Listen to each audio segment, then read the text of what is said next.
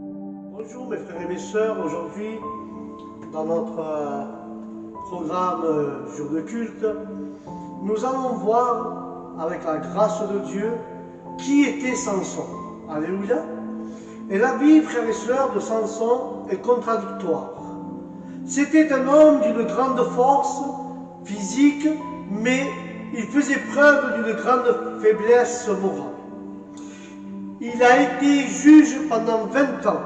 Il était nazaréen, consacré à Dieu dès sa naissance, et pourtant, il n'écoutait pas la loi de Dieu, ne mettait pas en pratique, il a été effreint les règles de Dieu. Il a enfreint les règles de Dieu. Amen.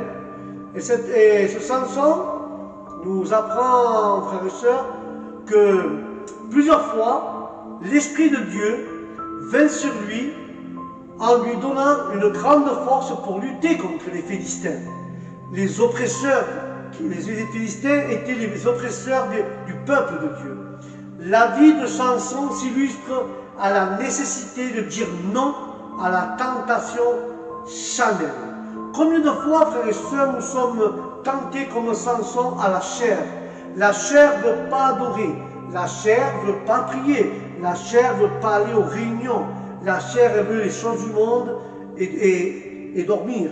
La chair est toujours fatiguée dans les choses de Dieu, mais pour les choses du monde, elle est toujours là, pour aller en discothèque, pour aller dans une fête, pour aller à un mariage, pour danser, pour s'éclater, pour boire. Mais quand c'est les choses de Dieu, la chair ne se soumet pas, et la chair dit non à toutes les choses de Dieu, et elle dit oui aux tentations. Comment Dieu peut utiliser même des hommes imparfaits, des pécheurs, pour accomplir sa volonté? Les conséquences du péché et la miséricorde de Dieu. Nous allons voir ceci, les conséquences du péché et la miséricorde de Dieu, frères et sœurs. Samson nous montre bien dans son histoire, avec la grâce de Dieu. Samson était un homme consacré pour Dieu. La vie de Samson, sa naissance et son histoire de Samson commence avec l'annonce de sa naissance. Un homme de la tribu de Dan, nommé Manoah, était marié à une femme qui ne pouvait pas avoir d'enfant. L'ange du Seigneur se rendit visite à la femme et lui dit: tu deviendras enceinte, tu enfanteras un fils. Et l'ange lui ordonna également de suivre les règles du Nazaréen. Et pendant cela, frères et sœurs, et pendant sa grossesse, elle ne devait pas donner ni de boisson fermentée, elle devait ni couper ses cheveux, rien à base de raisin, ni d'alimentation pure.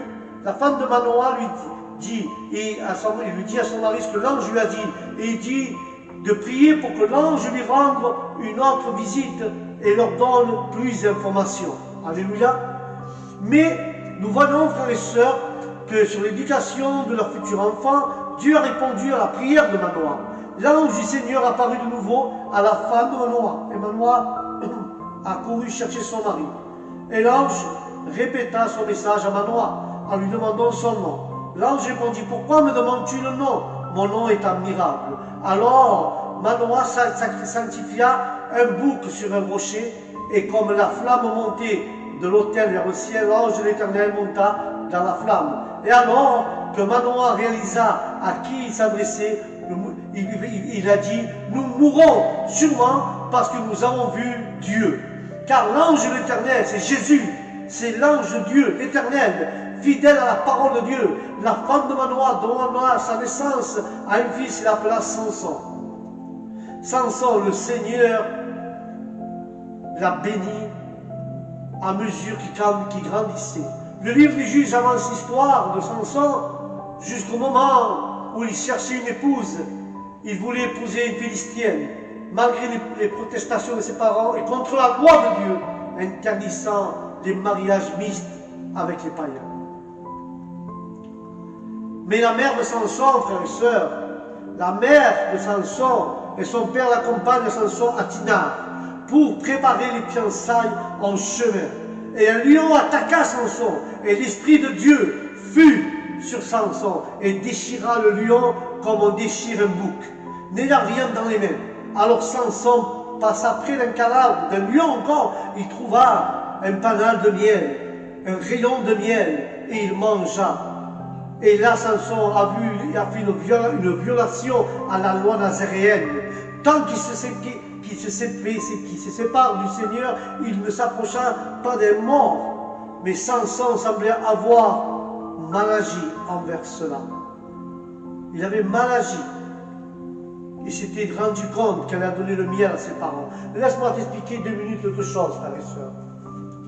Samson était là. Samson, il était avec ses parents, il allait à Timar, et à Timar, un lion les attaquait, un lion vivant. Samson a pris entre ses mains, il a déchiré comme on déchire un bouc. Mais plus tard, sur le chemin, moi je pose une question, qu'est-ce qu'il fait un lion dans les vignes, où il y a le raisin? Un lion, c'est dans la jungle, c'est dans la forêt. Mais qu'est-ce qu'il fait un lion parmi les vignes, frères et sœurs? Qu'est-ce qu'il faisait un lion mort parmi les vignes? Samson ne devait pas manger d'un cadavre. Il a pris le panal de miel dans le cadavre et en mangeant, il l'a donné à ses parents. Samson se dit compte de la violation de la loi qu'il avait fait. Il avait fait quelque chose de mal. Laisse-moi t'expliquer un petit truc. Le diable, la parole dit, c'est comme un lion rugissant. Alléluia. Qui vient dévorer à celui-là qui est faible. Le diable, au début, s'est jeté sur Samson. Samson avait l'Esprit de Dieu sur lui et a pris le lion et l'a déchiré en deux comme on déchire un bouc. Et le lion mort, Samson est tombé dans son piège, il a mangé d'un cadavre. Il a violé la loi de Dieu. Cependant, nous les êtres humains qui vivons en 2024 sur cette terre, quand nous voyons le diable qui nous fait une tentation, nous la voyons arriver de loin, ça c'est le diable qui m'a mis ça pour que je tombe dans le piège, c'est le lion qui vient se jeter, qui s'attaque sur toi, avec la prière de Dieu et avec la puissance de Dieu, tu enlèves la tentation et tu détruis le diable sur ce plan. Mais des fois, le diable, il joue des choses malignes. Le diable, il fait le mort, il dit, regarde, ça c'est un petit oiseau, c'est un petit moineau, il va rien te faire, vas-y, prends ce petit truc, c'est rien, et toi tu vas manger de cela. Mais le diable a vaincu Samson en faisant le mort qu'en étant vivant. Le diable, des fois, s'il n'arrive pas à t'avoir, à t'attaquer comme cela, il va se faire le mort pour que tu tombes dans son piège et tu violes la loi de Dieu. Que Dieu réprimande le diable au nom de Nazareth, au nom de Jésus. Que Dieu réprimande le diable, car le diable, il est là pour le faire mal. Alors que Samson donnait le miel à ses parents, Samson, il savait qu'il était mal. Il n'a pas dit d'où venait le miel, qui venait du corps mort du lion. Puis il y avait le banquet de ce mariage. Et là, nous voyons que Samson devait s'abstenir au vin, aux boissons. La parole dira qu'il ne faut pas qu'il boive ni de vinaigre, ni de vin, ni de boissons fortes, mais aucune boisson de liqueur qui est du raisin. Mais il n'a pas dit si Samson buvait, la Bible n'a pas dit personnellement. Mais le vin ou la boisson fermentée lors de cette fête était dans la fête. Et la Bible ne dit pas s'il a bu ou pas, Seigneur. Mais Samson, personnellement, il ne devait pas boire du vin et rien d'autre. Dieu utilisa même des hommes imparfaits et des pécheurs pour accomplir sa volonté. Samson est volontairement impliqué dans des situations qui l'ont conduit au péché. Mais chaque fois, Dieu l'a utilisé pour sa gloire. Alléluia. Même notre péché ne peut empêcher l'accomplissement de la volonté souveraine de Dieu. Samson, rempli de colère, de vengeance, a juré de venger les Philistins pour avoir volé sa femme. Il les brûla et il brûla les récoltes des Philistins. Et plus tard, après avoir assassiné sa femme, les habitants de Gaza apprirent que Samson était dans leur ville et attendait pour tuer à l'aube. Samson s'échappa en levant au milieu de la nuit, car il lui avait pris la porte de la ville avec les 2 colonnes et sous son verrou, il mit sur son épaule et alla les porter jusqu'au sommet de la montagne et devant d'Hébron le péché, les conséquences du dessein de Dieu. Et là nous voyons que Samson a pris, frères et sœurs, la porte de Gaza sur son épaule et l'a mené au mont Hébron, de la montagne de Hébron. Laisse-moi t'expliquer une petite chose. Les clés à l'époque des rois, les clés, ceux qui avaient des verrous dans les portes, Les portes en bois, à l'époque biblique, c'était des gens riches. Parce que les gens, des fois, ils avaient qu'un rideau, ils n'avaient pas de porte. Et ceux qui avaient de porte, ils n'avaient pas de verrou pour fermer la porte. Ceux qui avaient une clé et un verrou, ils étaient en bois. Et comment était constituée, comment était faite la clé de ces riches qui avaient une porte en bois et qui avaient un verrou? Cette clé était faite en bois et en forme d'une croix. La clé à l'époque biblique était en forme d'une croix, la clé, pour ouvrir la serrure. Alléluia. Et la parole dit qu'il porta la porte de Gaza et l'amena au mont d'Hébron avec son verrou et sa clé. Alléluia.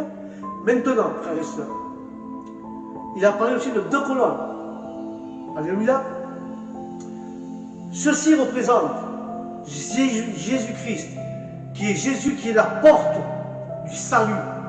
Il a porté, non la porte de Gaza, mais la croix, en symbole de la croix. La croix est la clé. Jésus est la porte. La croix est la clé et le verrou qui va ouvrir à travers Jésus le ciel pour vous réconcilier avec le Père, pour avoir une réconciliation pour tout être humain qui reconnaît Jésus comme Dieu et de réconcilier avec le Père pour avoir le salut. Jésus est la porte qui est montée pas à Hébron, mais au Golgotha, au Calvaire. Il est monté au Calvaire, il a porté la croix, la clé. Jésus la porte, la clé, il a porté la clé sur son dos, la clé du péché, il a pris nos péchés, nos maladies, il a tout pris. Lui était la clé, il était la clé, il avait la clé que c'est la croix. La porte c'est Jésus, et la porte et la clé ouvrent le ciel pour que nous puissions nous être réconciliés avec Dieu le Père pour avoir la vie éternelle à travers son Fils Jésus-Christ. Amen et Amen. Frères et sœurs, voilà ce que représentait Samson avec la porte de Gaza. Frères et sœurs, il avait pris les verrous, il a tout pris sur ses épaules. Il les a portés à la montagne d'Hébron. Et le péché, frères et sœurs, le péché, les conséquences du péché, frères et sœurs. Nous voyons cela, les conséquences du péché, le dessein de Dieu et de vaincre les Philistins était réalisé à travers de Samson. Alléluia. Mais Samson était toujours responsable de son péché. Il en a subi les conséquences, la désobéissance. Samson a rencontré et a tombé amoureux d'une Philistine nommée Dalila. Les Philistins ont soudoyé Dalila pour qu'elle découvre le secret et la force de Samson. Et qu'il le livre entre leurs mains. Dalila supplie à Samson de lui relever le secret de sa force. Après avoir lui raconté quelques mensonges, Samson lui révéla finalement sa force venait de s'être consacré au Seigneur, c'est-à-dire qu'il ne devait jamais couper ses cheveux depuis sa naissance. Et là, Samson a commis une erreur. Il a dit à Dalila, d'où venait sa force, que depuis sa naissance, il devait pas couper ses cheveux, frères et sœurs. Depuis sa naissance, il ne devait pas couper ses cheveux. Et là, il lui annonce que sa force venait de là. Et Samson, il a dit, vocalement, à voix haute, il a dit, ma force vient de la consacration que j'ai. Rapport à mes cheveux. Les cheveux parlent de la consécration de Samson, parce qu'il était nazarien. Les nazariens devaient avoir les cheveux longs pour être consacrés à Dieu. Alléluia. Nous autres, les hommes, les êtres humains, les hommes, les femmes, nous, les chrétiens, quand nous disons les choses à haute voix, n'oublie pas que le diable est là avec son calepin en train de noter ce que tu as peur, ce que tu fais. Il note toutes ces choses pour pouvoir s'en servir après toi. Quand toi tu dis comme Samson, d'où viennent tes forces, d'où vient ta foi, d'où viennent tes miracles, d'où viennent cela, tu dis à travers la prière, à travers les jeûnes, à travers la lecture, le diable, il va noter tout ça, il va se servir d'attaque contre toi. Quand toi tu dis un truc à voix haute à quelqu'un, j'ai peur, exemple, j'ai peur de dormir avec les lumières éteintes tout noir chez moi, le diable il va le noter, il va jouer avec ça pour te faire peur et te faire tomber. Si tu dis, oh j'ai peur de conduire la nuit car je ne vois rien, le diable va jouer avec ça. Tout ce que nous confessons à voix haute, le diable l'écrit pour pour pouvoir jouer avec nos peurs, avec nos craintes, avec nos maladies, avec tout ce que nous disons à voix haute. Et moi, je dis toujours aux églises, les chrétiens qui sont avec moi, quand vous allez prier au Père, quand vous allez demander quelque chose à Jésus de très important, mettez-vous dans le secret de votre chambre. Et avant de commencer, le truc important que vous devez dire à Dieu, votre crainte ou votre peur, dites, Seigneur, laisse paralytique, sourd, muet, aveugle, tout démon qui veulent prendre des informations sur ce que je veux te dire. Et après, une fois que Dieu a fait cela, qu'a établi ce que tu as demandé, tu peux parler avec Dieu. Mais il y a quelque chose que le diable ne peut pas lire, c'est tes pensées. Quand tu es dans une église et tu dois dire quelque chose à voix haute, une faiblesse à Dieu que tu as dans ton cœur, Seigneur, exemple, je suis faible, Seigneur. J'ai cette crainte dans mon cœur, j'ai cette peur, Seigneur. Eh bien, ne le dis pas moi dans l'église. Dis-le dans tes pensées, parce que le diable, que Dieu réprimande, dans les pensées, il n'arrive pas à lire. Alléluia. Et Samson, il a révélé. Il a révélé sa faiblesse, la consécration. Et puis Dalila, lui, quand il s'endort sur ses genoux, il lui coupe les cheveux, il appelle les Philistins, et les Philistins le ramassent, le prennent en prison. Et il dit la parole qu'il le prend à Samson et lui arrache les yeux. Il lui arrache les yeux, l'amène chez eux, il travaille dans une meule, et il tourne la meule pour broyer le blé pour leur ennemi. Et on voit que finalement Samson aveugle, plus de force, les cheveux sont coupés, il n'a plus de force, il ne voit plus rien, il est aveugle. Mais Samson devait passer par cela. Parce que des fois nous pensons, frères et sœurs, que par nos propres forces nous arrivons aux choses. Mon argent me donne de la force, je peux m'acheter ce que je veux, les meilleurs médecins. Écoute, tu peux avoir les millions de la terre, la santé, il n'y a aucun être humain qui peut l'acheter. C'est seulement Dieu qui te la donne et te la fait gratuite. La santé, tu ne peux pas te l'acheter. La vie éternelle, tu ne peux pas te la payer.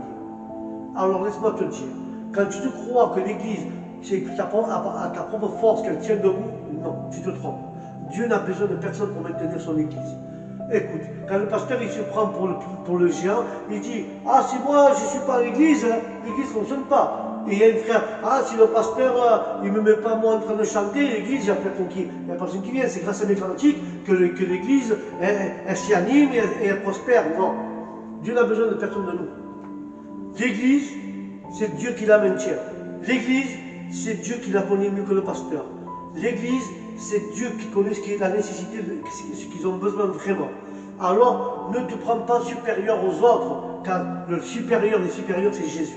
Nous sommes des instruments entre ses mains. Si Dieu a permis que tu ouvres une église là, si Dieu a permis que l'église prospère, c'est Dieu qui fait grandir l'église. C'est pas le pasteur. Ce qui fait grandir l'église, c'est la parole. Ce qui donne la pousse, on va dire, ce qui donne croissance à l'église, ce qui donne la croissance à l'église, ce qui fait pousser l'église dans l'amour, ce qui fait pousser l'église dans la joie, ce qui fait pousser l'église dans la prospérité, c'est la parole de Dieu.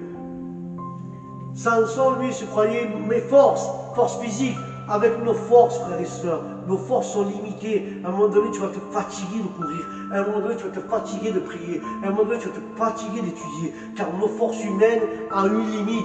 Mais si nous comptons et nous reconnaissons que la force, la sienne, nous aide, car la force de Jésus, elles sont illimitées. Quand je dis Seigneur, j'ai plus de force, prête-moi ta force. Nous devons reconnaître que tout ce que nous faisons envers Dieu, ce n'est pas notre propre force. Si nous restons 3 heures à genoux en train de prier, si nous restons 8 heures en train de jeûner, et si nous restons 6 heures en train de lire, ce n'est pas la capacité de toi, ce n'est pas ta force à toi, parce que la force humaine, quand tu lis la Bible, tu as la première page, même pas les 3 premières lignes, tu commences à avoir sommeil, tu te grattes l'œil. Mais quand c'est Dieu qui te donne la force, tu vas rester 6 heures en train de lire, 3 heures en train de prier et 8 heures en train de jeûner. Mais ce n'est pas la force humaine qui fait ça. Non, non, non, non. C'est Dieu qui te prête la force pour que tu puisses arriver pour les choses de Dieu, pour que tu sois un canal de bénédiction, pour que tu sois un canal pour les autres frères qui sont dans le besoin.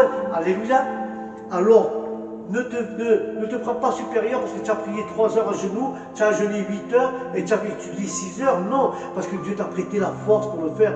Excusez-moi avec la parole, je veux dire, les pasteurs, les responsables, les candidats, tous, je mets, même du plus grand au plus petit chrétien, ce que nous avons, ne soyons pas orgueilleux. C'est grâce à moi qu'il a ceci, c'est grâce à moi que j'ai cela, parce que moi je prêche comme ci, parce que moi je prêche comme ça, je ne suis pas comme monsieur tel ou monsieur tel. C'est pour ça que mon église se remplit.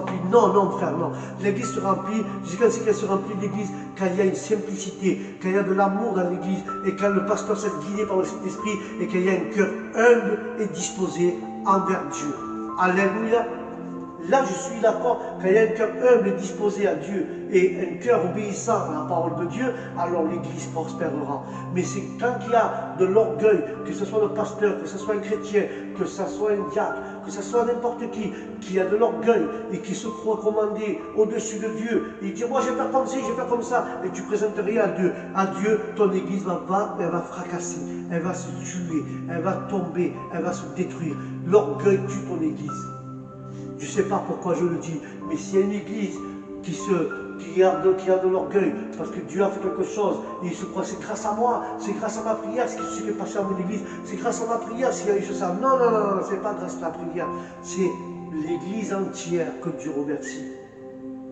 Regarde, moi je prie, mais quand Dieu fait miracle, et Dieu est témoin, je dis, grâce aux gens qui ont prié avec mes frères, avec tous mes frères, on a prié et quelqu'un s'est guéri. Eh bien, tous ensemble, on remercie Dieu parce que chacun d'entre nous a mis son petit grain de sel.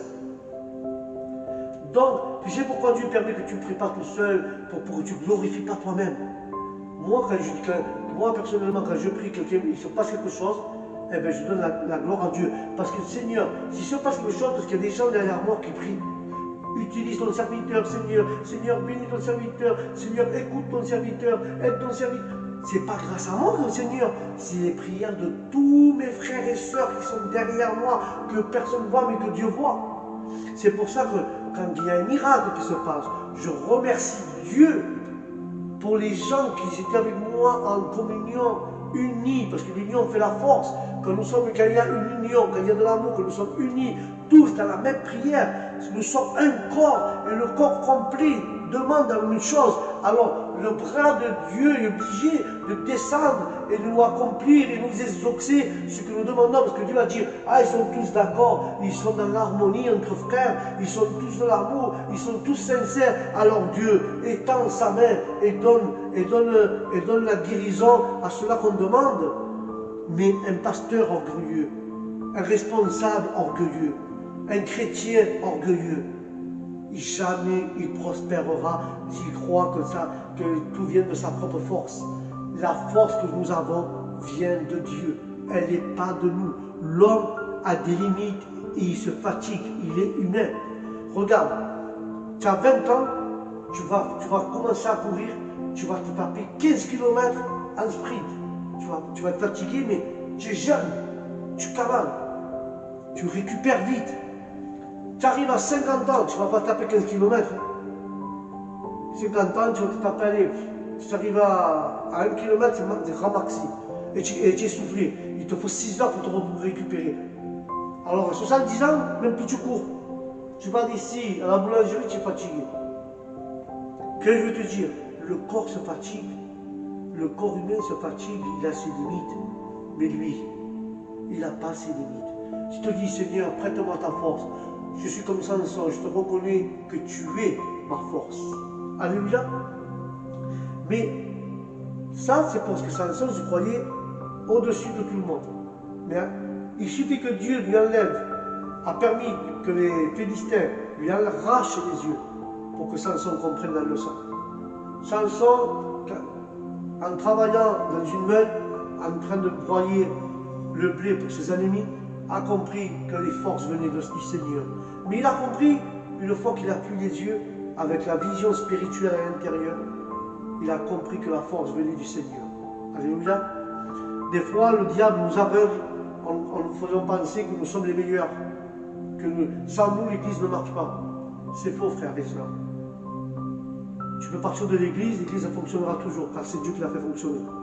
Alléluia. Après, il y a quelque chose que je veux te dire. Le diable, que Dieu le réprimande, il peut t'enlever la consacration. Il peut t'enlever les prières, l'envie d'aller aux réunions. Il peut t'enlever plein de choses, le diable, ce que Dieu t'a donné, ok? La prophétie, tout ce que tu veux. Mais il y a quelque chose qui ne peut pas t'enlever, le diable. La racine qui est en toi. Parce que pourquoi tu me dis ça? Samson, on lui a coupé les cheveux, mais on ne lui a pas coupé la racine. Parce que je ne sais pas combien d'années il est resté en esclavage chez les Philistins, mais la parole dit que Samson, ses cheveux ont repoussé. Ah, c'est un mystère ça. Et la force de Samson est revenue. Quand Samson a reconnu que la force venait de Dieu, dans le temps, ses cheveux ont repoussé et les forces de Samson sont revenues. Que vais-je te dire avec cela? Le diable peut te couper la consacration, peut te couper la lecture, peut te couper l'envie d'aller aux réunions, plein de choses.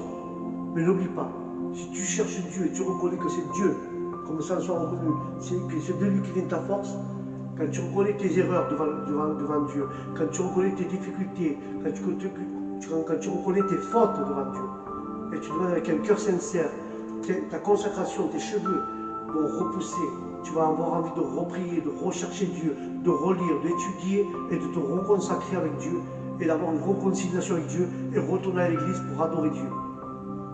Le diable, il peut te couper les cheveux, mais pas la racine. La racine, c'est Jésus. Elle doit rester dans ton cœur. Oui, tu perds un peu de prière, tu as perdu un peu de foi, mais il ne faut pas perdre Jésus, car c'est la racine de tout. Si tu as Jésus, tu as tout. Alléluia.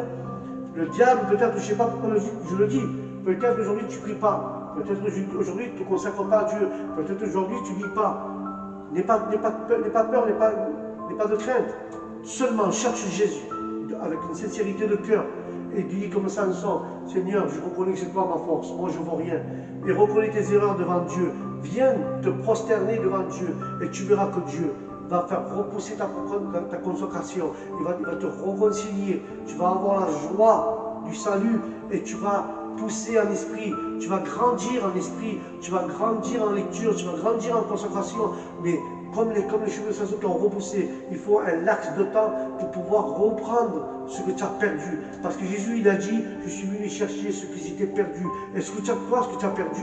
Dieu, en te remettant dans le droit chemin et en te reconnaissant que sans Dieu nous ne sommes rien, ce n'est pas de nos forces, c'est la force de Dieu qui fait tout, et tu reconnais tes erreurs et tes fautes devant Dieu, ta repousse de cheveux spirituellement parlé, ta consacration, ta lecture, l'envie de retourner aux réunions va te venir dans ton cœur et il va avoir un grand pas en avant et que Dieu réprimande le diable et la victoire, quand tu feras ce grand pas en avant, cette victoire, nous la devons à Dieu parce que Samson il dit dans la parole qu'il est mis devant le roi, le dieu Dagon et là il dit entre deux piliers et vient dire Seigneur, Seigneur, s'il te plaît, prête-moi ta force pour pouvoir détruire ce temps. Il a demandé à Dieu, prête-moi ta force. Il a reconnu là que ce n'est pas sa force, c'est la force de Dieu. Tu veux détruire ton problème, tes propres forces n'arriveront pas. Tu veux détruire ta maladie, tes propres forces n'arriveront pas. Tu veux détruire ce qui t'empêche d'avancer dans les choses de Dieu, tes propres forces, tu n'arriveras pas. Mais quand tu demandes comme Samson, Seigneur, une dernière fois, prête-moi ta force pour pouvoir détruire mon problème, pour pouvoir détruire ma maladie, pour pouvoir détruire ce qui m'empêche d'arriver à tes pieds. À ce compte-là, Dieu le fera au nom de Jésus. Alléluia. La gloire est au Seigneur. Alors n'oublie pas, frères et sœurs, et je vais conclure avec cela. Si tu veux détruire ton problème, si tu veux détruire toutes ces choses, fais confiance en Dieu. Et n'oublie pas que Dieu, lui, il ne t'oublie jamais. Mais Dieu nous demande de faire confiance en lui. Confiance à sa force et non à la nôtre. Suivre sa volonté et pas la nôtre, pas nous entêter. Et rechercher la sagesse du Seigneur et non notre propre compréhension au nom de Jésus. Alléluia. Alors je te dis cet après-midi, frères et sœurs, avec la grâce de Dieu, ne cherche pas tes propres forces, cherche cela de Dieu. Ne cherche pas ta compréhension, mais cherche la sagesse de Dieu. Alléluia. N'oublie pas, si tu veux détruire ton problème, tu veux détruire ta maladie, tu veux détruire ce qui t'empêche d'avancer à Jésus, ne le fais pas par tes propres forces, car tu n'arriveras pas, tu vas t'épuiser. Mais fais comme Samson. Seigneur, arrache mon aveuglement que le diable a mis, mon voile qu'a mis dans les yeux, quand je suis aveugle, arrache-moi ce voile et fais-moi voir spirituellement ta volonté pour que je puisse faire et agir dans ta volonté, Seigneur. Et ainsi, tu vas retrouver la repousse de ta consécration, de tes prières, de tes jeûnes, de tes études. Dieu va t'aider. Mais n'oublie pas de reconnaître que sans lui, nous ne sommes rien.